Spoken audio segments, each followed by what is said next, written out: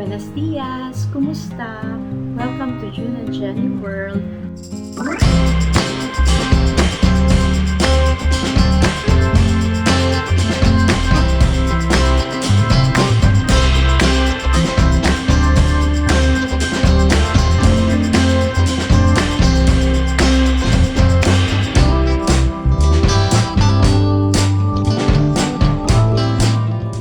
For today po, i-share ko sa inyo paano ko ginagawa yung aming sabon na panligo.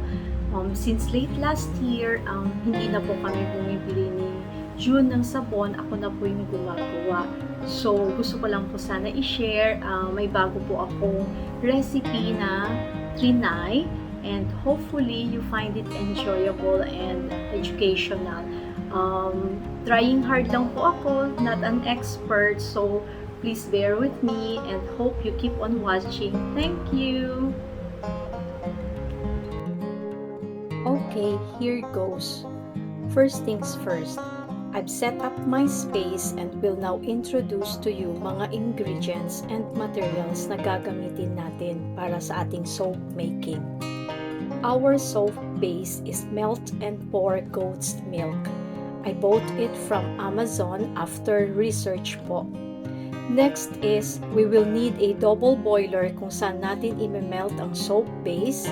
Then we will need a spoon to stir, mica powder for coloring. Itong nasa bottle is almond oil. For fragrances, we have coffee and vanilla and cinnamon essential oils.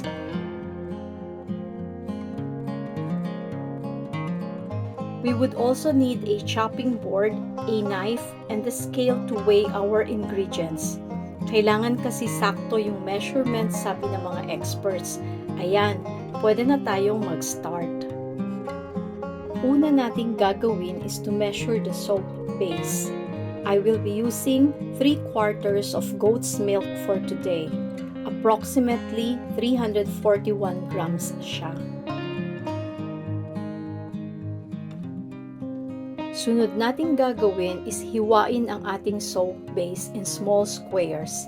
As much as possible, same size sila dapat. This is to make the melting process easier and faster kung maliliit siya.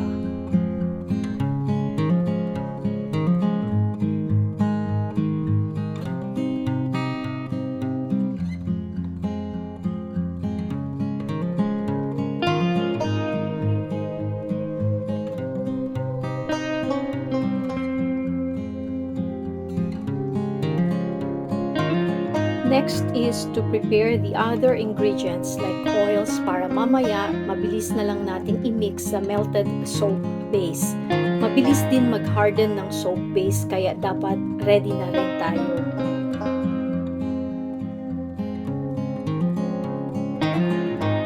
Now we are ready to start the melting process.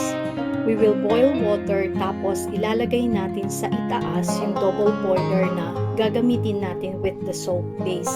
Yung iba, ginagamit lang nila is Pyrex measuring cup tapos i-melt nila yung soap base sa microwave. Pero okay lang sa akin yung long process, so itong ginagamit ko. We should make sure to constantly stir until the soap base melts. I use a regular spoon but ideally wooden spoon ang mas preferred ng experts.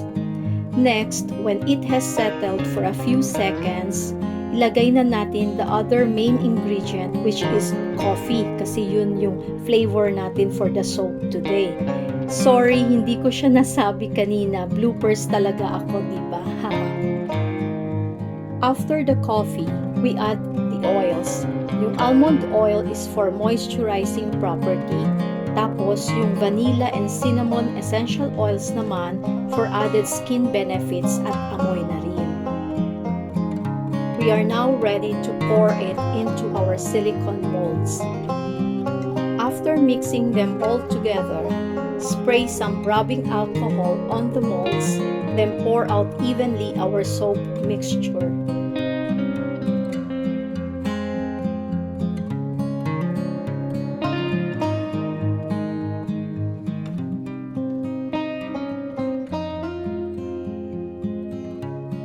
To remove bubbles, we again spray some alcohol to remove them.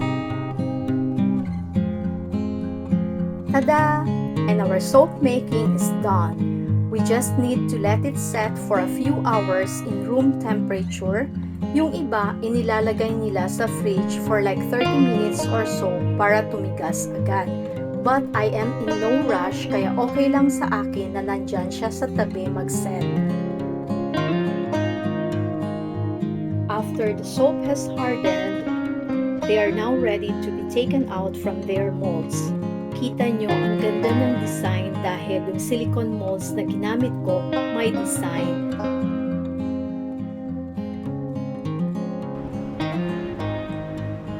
Hello! Welcome back po sa June and Jenny World. Thanks for still being here, and I hope you enjoyed po the video that we shared on how to make your own soap at home. Puros po, melt and pour lang siya and mixing, so very easy and simple. I hope you found it educational and interesting, at sana po na-engganyo ko po kayo na gumawa na rin ng sabon para sa inyong pamilya. I'm going to write down the ingredients down at the description box, and also po, if you're expert in creating or making soaps at home, please do comment and give me some tricks of the trade para po malaman ko, kasi trying hard pa lang po ako. So thank you for watching June and Jenny World. I hope to see you again, and please thumbs up this video if you liked it, and also press the notifications button kung gusto nyo po pong makakuha ng mga videos galing sa June and Jenny World. And if it's not too much trouble, please subscribe to our channel. Very, very, very appreciative po kami sa support. Thank you so much po for watching. Until next time, ciao!